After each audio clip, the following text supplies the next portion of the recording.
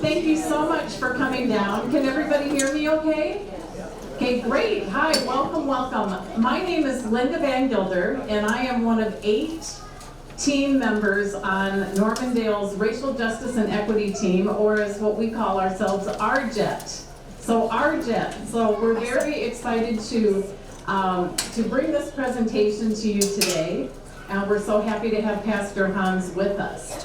So, and I'm just going to really quickly mention, you guys will be the first to hear. Another thing that you'll see coming from RJET this year will be a learning series in the fall. I don't know if any of you remember the Orchard, but akin to the Orchard, we're working with the seminary, professor from Lutheran Seminary. So, like I said, you're the first to hear about it. So that's your free sneak peek. Okay, so on with the show. So I am here to introduce Pastor Hans, and of course, you know him. We're so fortunate to have him here as our interim pastor. But just a little bit about him that you may not know, that Pastor Hans, he has been here with us, oh gosh, a year next month already, since June of 2024. Prior to that, he served congregations in the Twin Cities West Metro for more than 25 years. The man has been around. Prior to that, he pastored congregations in Wisconsin and Iowa. He is honored to journey among the people of Normandale during this important time of transition, and I think he's been doing a wonderful job. He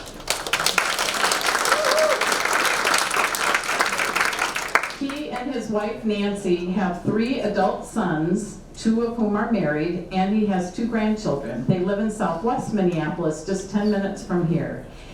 Hans enjoys reading novels and historical nonfiction, loves to travel, loves the theater, did not know that, and holds season tickets, for the Minnesota United Football Club. So like I said, the guy gets around.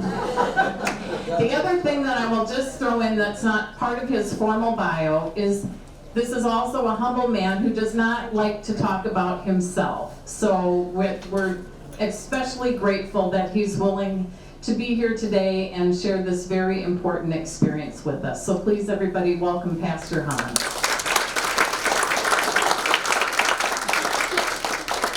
Thank you for that. Some of you are probably thinking, is he still here? I sometimes ask myself that question. But it has been a privilege to be here. I have enjoyed my year with you, and however long it lasts. I'm very, very happy. I think this is one of the absolute best experiences. It's very different from Calvary, as you will hear, but I think this has been a wonderful, wonderful place for me, and this has been terrific. So I'm honored to share with you. When I saw these people gathering, I wondered if you thought you might be in the wrong place. Because it's me talking today, and you have to put up with what I have to say a lot. So Linda's introduction was helpful. I have made a bit of a career out of serving in inner city congregations. Part of that I think comes from the fact that my dad was a pastor of a downtown church in Milwaukee, Wisconsin during my formative years, Our Savior's. And we lived in a place like Edina, but I kind of developed an interest in urban ministry, and so I've done some of that. But I also have a real interest in leading staff. And being a lead pastor. I've done that in a couple congregations, including an inner city congregation, Our Savior's. But that's kind of a way of getting to the fact, how did I end up at Calvary Lutheran Church on 39th in Chicago? And I have been doing interim ministry. I did 27 years in congregational ministry, took some time off to start a business. I can have a side conversation with you about how that went.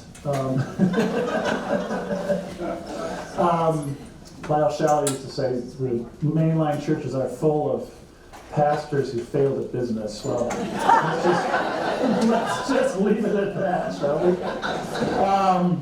I had done some interim ministry, Mount Olivet in Plymouth, Holy Trinity in Minneapolis, Holy Trinity in New Prague, where I'd also done my internship. I did an interim and an internship in one congregation 30 years apart.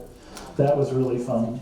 So I was happy doing that, and I was getting, I was about getting close to 60, and I thought, I don't need to do a big church again. I had done that, and I was kind of like, but interim ministry was fun. So I was going to do that, and then I got talked into going to Calvary.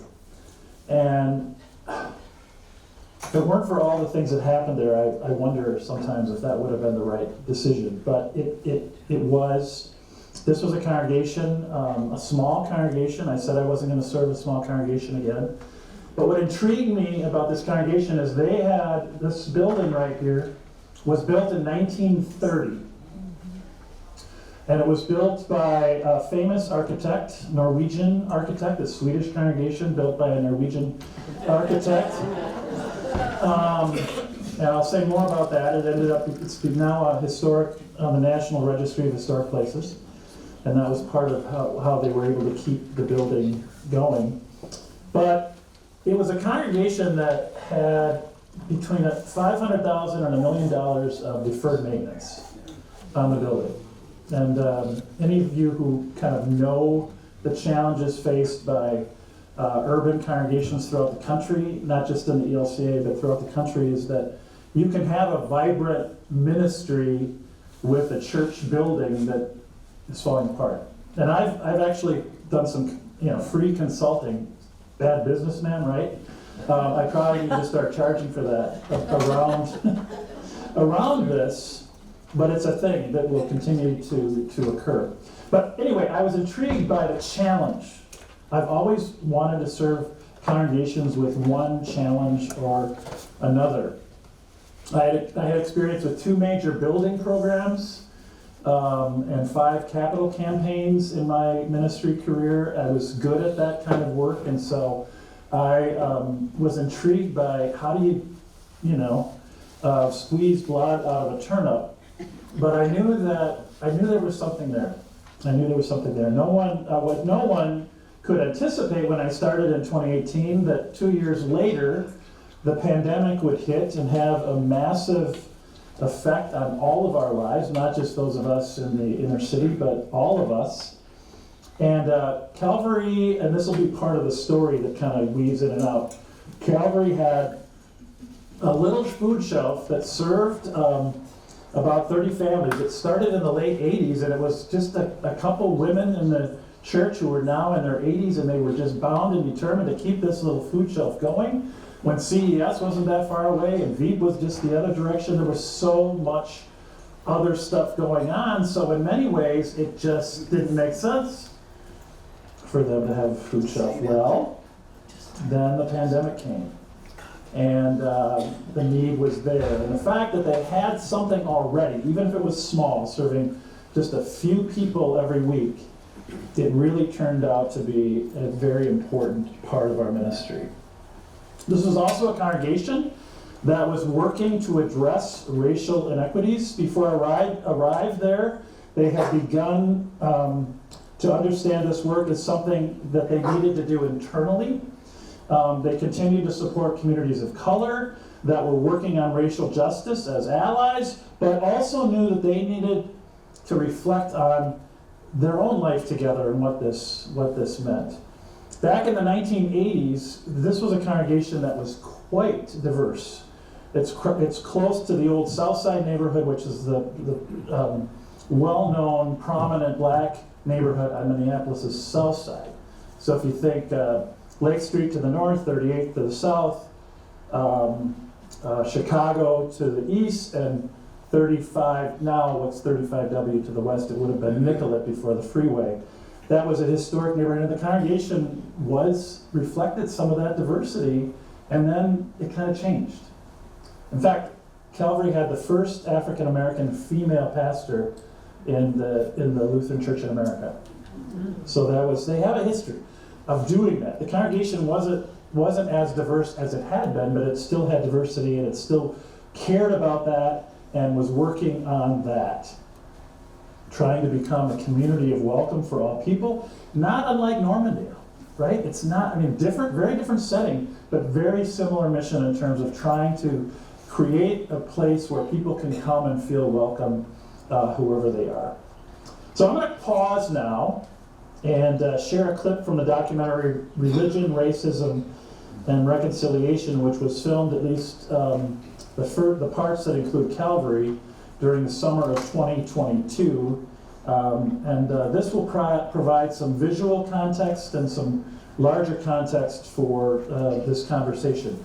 Also note that on your tables is this piece here.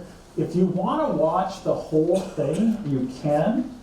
I think it's a great film. It is very heavy. It's not an introduction to racial justice work. It's a pretty heavy piece, but it's very interesting. It gets into community organizing around racial justice. It gets into mass incarceration questions and the work that goes on to help people as they're coming out of that. But the bookend of the documentary is Calvary. So it's interesting, and I hope that you enjoy watching a few minutes of this. I've been at Calvary about 2 years when George Floyd was killed, and we have been doing regular church stuff, looking toward the future. In that time, the congregation had become relatively comfortable with the scenarios related to our building or property. We'd had a couple of years to start setting some kind of possibilities into place in terms of how this building might continue to host this, or at least this property, continue to host the ministry of Calvary. So we had options like we could sell the property and move somewhere else, take the proceeds from the sale and move somewhere else. We could make a deal with a developer who would tear down the building. We actually were prepared for that scenario. Later to find out that you couldn't tear down a building like this in Minneapolis. You probably have seen some of the buildings in Minneapolis that are still standing because there's such a hesitancy to tear down historical buildings. So maybe they could tear it down, but build a new building for housing or whatever that could provide space for the congregation to worship. We could partner with another congregation that, combining resources, might have the capacity to do this work. And of course, one option was that we could close. We could simply say, we've run our course as a congregation. Now, the interesting thing about congregations that close is typically they don't close because of a building, they close because they just don't have the energy. It's not the resources, it's really they just don't have the people and the energy and the vision and the possibility there. So we hired a consultant with a commercial real estate background who worked with churches. We had about $500,000 in reserves that were being used for general operating, and so that number was projected to go down within 10 years, could be gone. So she was a commercial real estate person, but her passion was the church. It's called the Proximity Project. Sarah Beth Propay is her name, and she really works with churches to help them leverage their property, but she won't start with the property. She starts with the congregation to see if they have a calling for this kind of work, if the congregation really has the vision for something new and something big. Eventually, the team leading this effort on behalf of the congregation came to the consensus that we would work with Trellis, a nonprofit developer of affordable housing in Minnesota. They've worked with other churches, with First Covenant Church downtown, Holy Trinity Church in South Minneapolis, and have a really good track record. They're a well-funded nonprofit, and they keep their property, and they do things right, in my opinion. So we're working with them, initial conversations, and then pandemic. And our focus turned, how do we, like all churches, right? How do we do church during a lockdown? How do we address, in our case, food insecurity? So on May 25th, when George Floyd was killed a block from the church, and our focus turned to how to do church during an uprising. So it went from how do we do church during a pandemic in March to how do we do church in the midst of the city on fire, figuratively, but in some cases literally, right? And so, which included, as you've seen, massive protests in the streets, in our neighborhood and throughout the world. Civil unrest, property destruction, and people coming together in search of a more hopeful future, all the things. And the contradictions were clear. People were like out protesting, but then they were worried about their homes being destroyed. So there was this weird kind of thing going on. People were very, very concerned about what was happening to their neighborhoods. And that was true not just in that South Minneapolis area, but that was true throughout all of Minneapolis. And we saw what happened on Lake Street. I mean, the violence, the protesting shifted to Lake and Hiawatha, but all of Lake Street, all the way to McCoska, the day McCoska was in, it was nuts. So most of the people in our congregation shared in the outrage of what took place, of course, but we're also trying to figure out how they take care of their families and how they take care of their property. How do you hold those two things in balance? 50% of our congregation lived within just 2 miles of the church, so there were strong ties to the neighborhood. It wasn't a church where people were driving in from far away. I would say 75%, 80% of the people probably lived in South Minneapolis, 50% lived within 2 miles. So how could the church respond? So within 24 hours of George Floyd's death, leaders of the congregation, those who could, came together to organize, not to protest so much as many people did, of course, as I mentioned in the documentary, as much to provide safety and support for those who gathered. My daughter-in-law, who's there, she's actually in the blue right there. I think that one was the one that was in the Lutheran magazine, the national magazine for the church. She got a team of health, and she was a member of the congregation. She got a team of healthcare people with crisis experience. We had people with experience with Doctors Without Borders that were there. I mean, we were so ready. We were so prepared to provide first aid if needed. Many were trauma. People worked in emergency rooms. We set up a table to offer water, masks, and hand sanitizer. We did allow peaceful protests to gather and meet up in our parking lot. But what happened beginning on May 26th, that first day, that first evening, which is where that is, was very interesting. Thousands of people gathered at 38th in Chicago that evening. Memorials were already being set up. People were speaking. It was loud but peaceful. What we didn't anticipate initially was that there would be a march, not within that area, or protest in that area, but the organizers were taking the march from 38th in Chicago to the 3rd Precinct, which is where things really went down, right? Where things really happened. And that's the stuff that made the big news, right? So what evolved over time was that most vociferous protest was at Lake and Hiawatha. The 3rd Precinct was set on fire on May 28th. Clergy were asked to come down and be present as a sign of peaceful protest, or just to try to keep the peace. People weren't having that. Many people weren't having that. 90% of the people were peaceful protesters, but that wasn't the whole case. Clergy were asked to come down and be present in our clergy collars. I did that. I was there. Actually, I had a flashbang go about 3 feet from my head. That just kind of knocked my hearing out, but I was just standing there trying to be peaceful. It's like, but there were people around me that were not acting as peaceful, and the police were trying to push people away from the Target parking lot area, the Cub and Target parking lot. And there were people there that weren't having that. They were gonna confront the police. Again, wasn't the majority, but there certainly was that.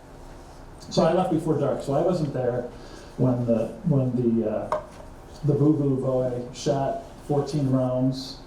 He came from Texas, shot 14 rounds into the 3rd Precinct. He was a right-wing agitator, and he spent 4 years in prison. So he paid his price for that. And then all the people that they were found and arrested served time in prison for the burning of the police precinct, and of course many other things. And that area is also the place where there was the most looting. I have one experience where how do you respond? I was driving down Lake Street, and looting to me is unacceptable, but I have to tell you this story. I was driving east on Lake Street toward Lake and Hiawatha, and there was a woman with a Target shopping cart absolutely full of stuff. And she was running west on Lake Street with that shopping cart, and my reaction wasn't anger. It was like, I felt, this is so pathetic and so sad, and that this happens. And so I had some empathy for those people. There were certainly people I didn't have as much empathy for who were causing lots of trouble, but it was an interesting, I could talk a lot more about my own reactions to some of this stuff. So, Holy Trinity Lutheran Church, at just south of Lake Street and just east of Hiawatha, right by that post office that's there, was the only building, commercial or otherwise, in that area that didn't burn to the ground. The post office burned, the precinct burned, the restaurants, minority-owned restaurants burned, the AutoZone, the famous AutoZone burned that was across the street. That was the only place that didn't burn. So it was interesting. Make of it what you will. I think that the church had a good reputation in the community. They cared about the neighborhood, and there were probably people protecting it. That became the real distribution place for what happened in the weeks to follow. I don't think I've called for that picture yet. We'll get to one where I can show you a little bit of Holy Trinity. So Holy Trinity would become a massive site for food and supplies that were being brought in from all over the metro area and beyond. People showed up to help. There is no question. People came to clean the streets. People came to help people who were victimized by the destruction. People came to support the protesters. So all these things could be happening and true and helpful at the same time. What emerged at Calvary was a strong inclination. Okay, that's right outside Holy Trinity Lutheran Church, and I'll say more about it. It was just unbelievable. Calvary was the same, but not at that scale. The table that we initially set up that first night to help would become known as the community table. We would staff this every day from late morning until dark. There was nothing for us to do other than to be there to offer help. We offered water and cool drinks, snacks, masks, which were a thing, of course, then, and had the only bathroom access that wasn't a porta potty in that area. For the first few weeks, we had emergency food boxes that we handed out. We also provided information about George Floyd Square, which wasn't a place of protest as much as a place of memorializing. And we, were there for people from all over the country and eventually people from all over the world. I was interviewed by a German radio person. Lots and lots of international people. And most of all, we were there just to listen. We weren't leading things. We were supporting, we were listening. The food shelf went into high gear. One of the beautiful things that happened is that the food shelf volunteers were coming out of the woodwork from the neighborhood and beyond. We had at least one volunteer from here at Normandale. I told her I wouldn't say her name. It is incredible what can happen when people come together to offer what we were calling at that time mutual aid. We went from serving about 30 families per week prior to the pandemic to about 115 families for 500 people per week, and we were at times serving people more than once a week. We typically served on Saturday, but sometimes we were doing like Wednesday as well. Because of the pandemic, it was a drive-through food shelf in which volunteers loaded supplies into vehicles. Remember, grocery stores were shut down in that area. They were, we had to drive to Edina or Richfield or further south to find any kind of grocery store in South Minneapolis. like I said, the outpouring of support from the congregation, from congregations was overwhelming. People came from Moorhead with truckloads and, all over. People would come by sometimes several times a day to provide snacks and hand sanitizer. Distilleries started making hand sanitizer when they could, just because they had all the supplies. So anyway, I'm making this hard for Lauren, who's doing these. That's the basement of Calvary, the food shelf, on a typical day during the following the George Floyd. So yeah, lots of. When I got there, I went to Holy Trinity with a load of diapers in a pickup truck. Thankfully, my wife had a pickup truck, so I could use her pickup truck to haul stuff to and fro. I was told they would take diapers, so I went there to drop off diapers, and they had just a mount to the ceiling of diapers. And I got there, and they said, "No, we have too many diapers." I said, "I was told you would take all the diapers. I'm not taking them back to the church." It's terrible to think you could have some laughs after something like this, but we definitely did. So the community table was a very practical way for us to accompany the people who lived in the neighborhood and those who came to visit George Floyd Square. It was also an important symbol for what it meant to be church. I was gonna say more about this, but I'm thinking about time a little bit. There's been a lot of, I mentioned in that documentary that this was kind of the church coming to us and saying, this is how you do church. This is the mission of the church. And there's been a lot of work recently on, Boren and Roxborough are two people who work in church missional stuff. And they talk about how for years the church has relied on what's called the attractional imagination.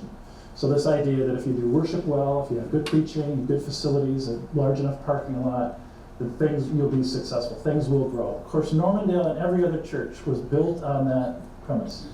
One of the reasons Normandale was probably more successful than other congregations in that regard was because they just probably had the ability to do it better.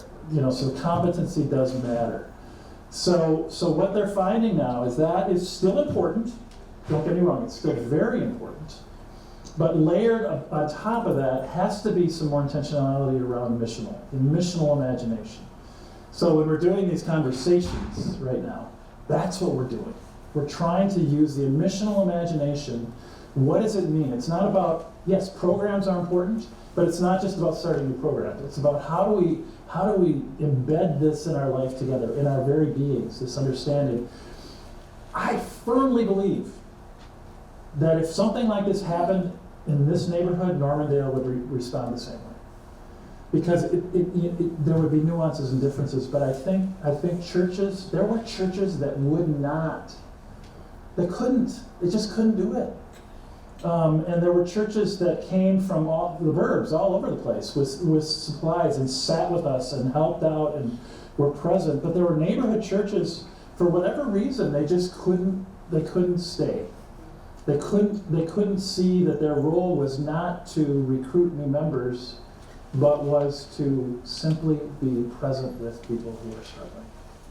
And I think that's the thing that was so powerful for me in this situation. We were not the leaders. The leaders were the neighborhood residents and the activists in many cases. And the people who lived in that neighborhood, people of color. We listened. We did not try to lead. As a pastor, that's not always easy. I remember my congregation referred to me as the backstage pastor. And I was like, is that an insult?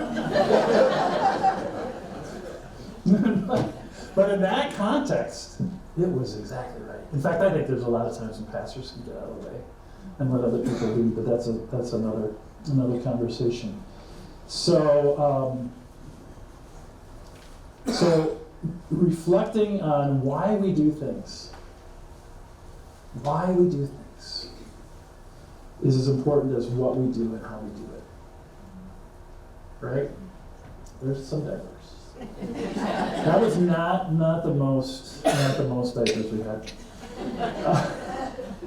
The forces that work against God were at work in the killing of George Floyd, of course, and the ensuing destruction and even violence that followed in the neighborhoods, property violence and others suffered.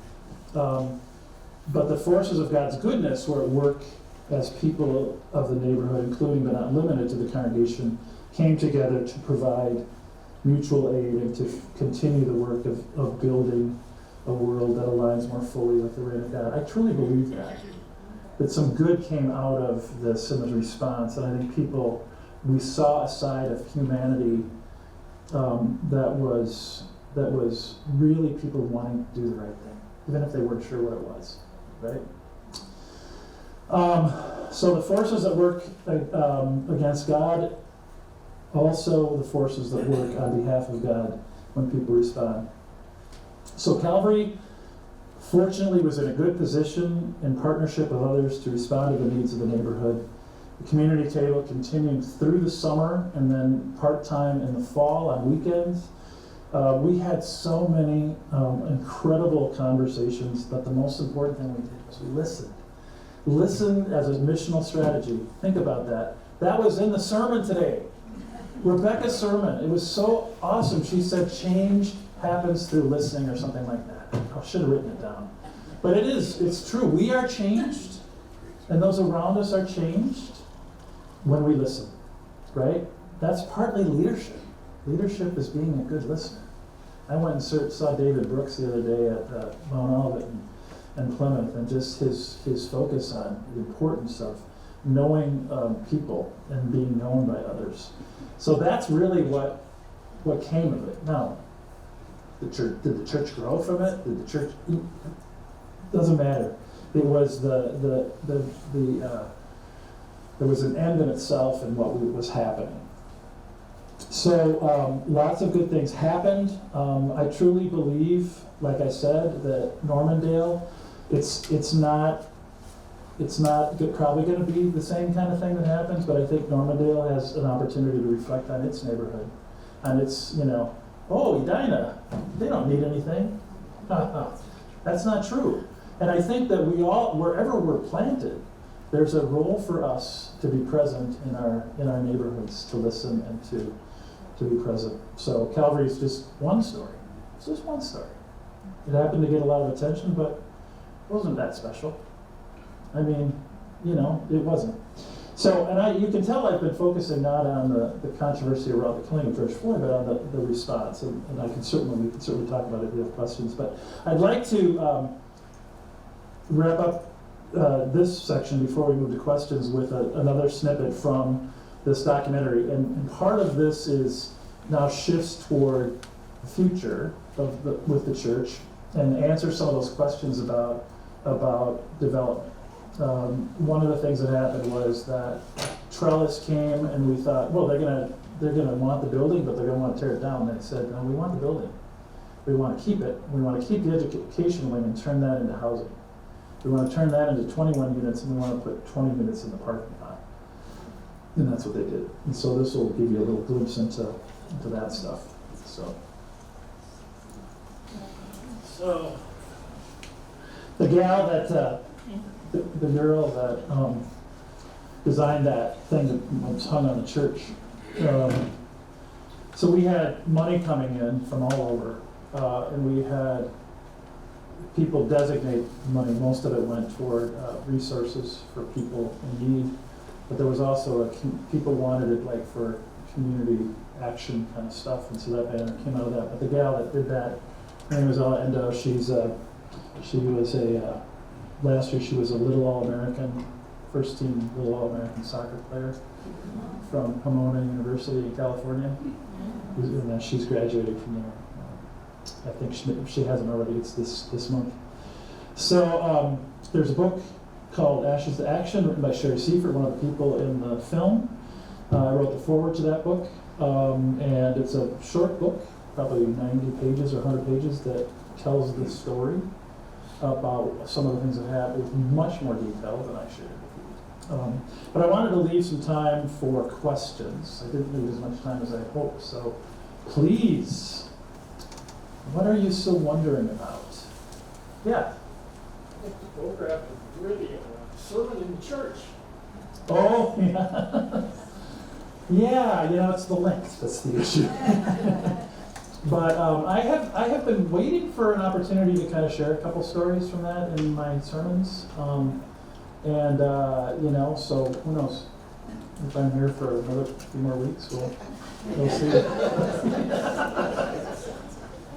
Yeah. Some of the verbiage here was in present tense. Mm-hmm. I was curious, what is happening to that church today? So, And the lot. very good question. So, you know, sometime stop in and see it.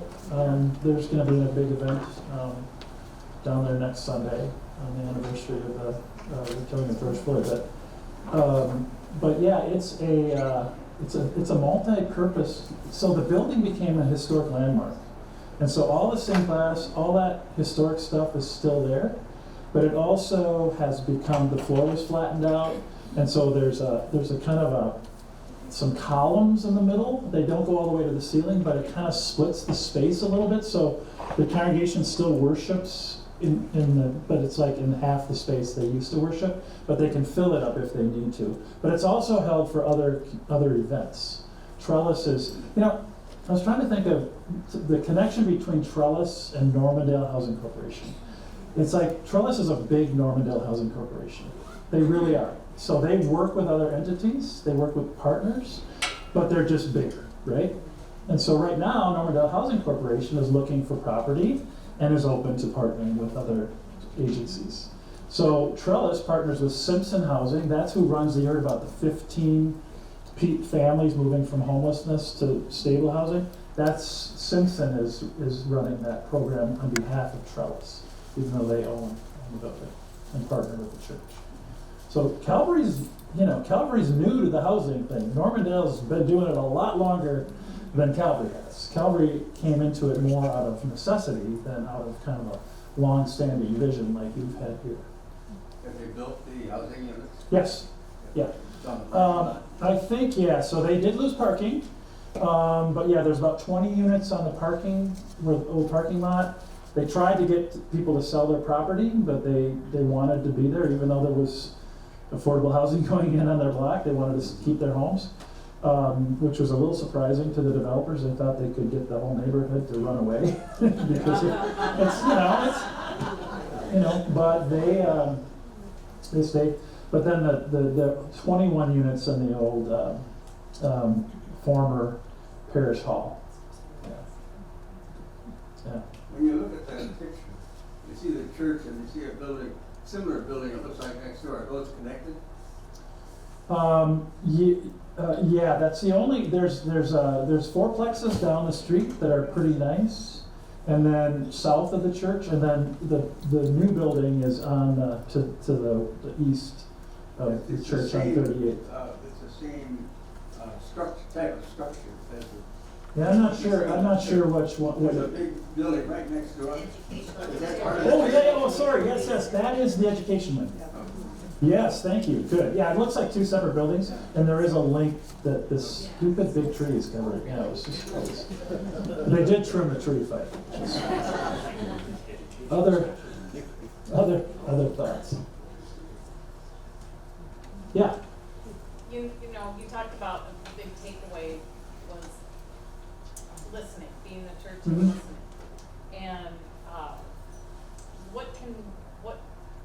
what would you like to see Normandale do more in terms of listening today and the times that we're living Well, today? I think it's not easy. It's hard, you know. I mean, I think people in Normandale have a real heart for mission, and they've done big things, and that's going to be one of the things we talk about in the next couple of weeks with Dwight Shiley. I hope. Look, you came to this. You all have to come. Christy, right? They have to come because we're going to practice that. We're going to start by listening to each other. It's about leadership. We'll get to mission in the fall, but it's about listening to each other and practicing that. We have a wonderful Jim Mefford is helping us do that together. But Dwight Shiley will talk about He'll give the talk that I would have liked to have embedded in my talk, but I didn't have time. He'll give a much better one of that version on the first that evening. So please come. Please come to Dwight Shiley, who's a national expert on this missional church stuff that I refer to, but also to the conversation itself. I don't know. We're doing this festival, right? It's just to be with people, just to be there. Sweet potato comfort pie, Rose, right? I mean, that's something we do here. That's an example of we're not. All we're doing is giving someone a pie and sitting and talking and listening to them. Okay. I mean, there's value in that, right? Because we practice that together in our life of faith together. We listen to each other and we support each other. And how do we go into our neighbors? Lutherans are great doing big things. You know, we got All right. Lutheran Social Service. We got the hospital, Fairview Hospital, Ebenezer Society. We got Global Refuge, which used to be called Lutheran Immigration and Refugee. We do all the big things, right? Yeah. We can do some things that aren't so big too, just by being present and finding ways to do that. Uh-huh. Yeah. I was real happy to hear him say that he would like to hear more in a sermon. There seems to be like a disconnect between the faith-based Bible and I don't want to hear about this in church, but this is Jesus' walk of life. And so I feel like it is really important to have a connect Yeah. with the Bible and Jesus' teachings instead of hearing, I don't want to hear Right. about these problems in church. Mhm. So I don't know how Yeah, you address that. I can give you my own feelings about that, even though I'm not going to be the one shaping that going forward. But I do think what I find very intriguing about, at least about preaching, all right, so is that I want to create an environment where people can think things through without being like, this is what you need to think about this issue. I think that's when things get challenging for people. That doesn't mean we should avoid social justice, because I think there's much more compelling about the Sermon on the Mount than there is about some obscure text in Leviticus, right? And today's sermon was a great example of that. It wasn't like in your face about a specific issue, but it was like giving people the opportunity to reflect on what this means. And for some people, it's different than for others. So it's a tough question, I've actually found I've been in very, very liberal churches, and I've been in churches that are more purplish, maybe more like Normandale, and I have found it more challenging, but also more fulfilling to be preaching places like this. Yeah. And so I don't know. Everybody's different. That's just my take. Right. But I still am committed to social justice and that work, and racial justice and equity team, and that means different things to different people, right? Right. Yeah. So, okay. Other questions? Anything else? I don't know if we have enough time here, but you haven't started running for the doors yet. I just wanted to, I think one of the difficulties is separating the act of the death of George Floyd and all that went around it. That's done. Mm-hmm. This is the result of what happened after that. To connect yourself, understanding that that's an event of the past now. And so what do we do about the results of it here now? Because it's more difficult to be objective about the event of the past. There's always two sides to every issue. Once it's happened, and now we have the results of that, and that's where the church participates in that result. However that all happens is gone, and now we have the result. Sometimes it's hard to keep that in mind. Yeah. Well, that's a really good point. I think that, so you could go back to days after what happened and evaluate that. The big question. When was Walsh, did he call too late? Or, was it too late? I mean, there's lots of things that, people have lots of different opinions about that. And I think it's legitimate to question that, because it may happen, something like that may happen again, right? But you also go now to like what's happening in that neighborhood. There are neighbors who were so supportive when all this was happening, who joined together, who are still supportive of the work as a whole, but they're like, okay, when are you gonna come up with a plan for 38th and Chicago? When are you gonna accept a plan from the city? I mean, I live in Minneapolis, and let me tell you, I mean, it can be crazy just to get things done. 5 years, they still don't know what they're doing with the 3rd precinct, and they still don't know what they're doing with George Floyd Square. Somebody needs to make a decision.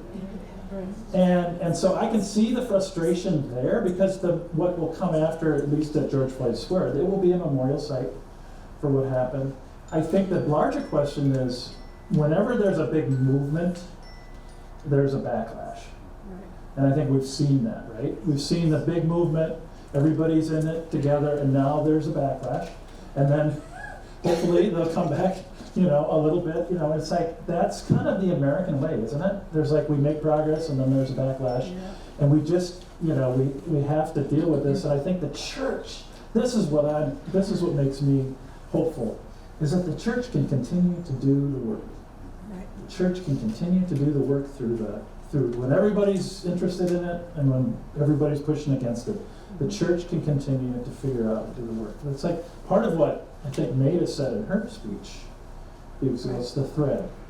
We have the thread, from the past to the future that we can continue to walk. And we won't always agree with each other. But yeah, I think that's the big question. I think people gave what they had at the time, and they're still probably giving in different ways now in different places. Look at this church and what it does for like CES, Yeah. and it's like we raised $22,000 in 1 month for hunger in March, and that's just what we gave. That's just we do twice that much to CES every year, just through donations and whatnot. CES was also doing stuff then too. Right. Calvary just happened to have this little food shelf that took off. Anything else? Yeah. Thank you. Thank you.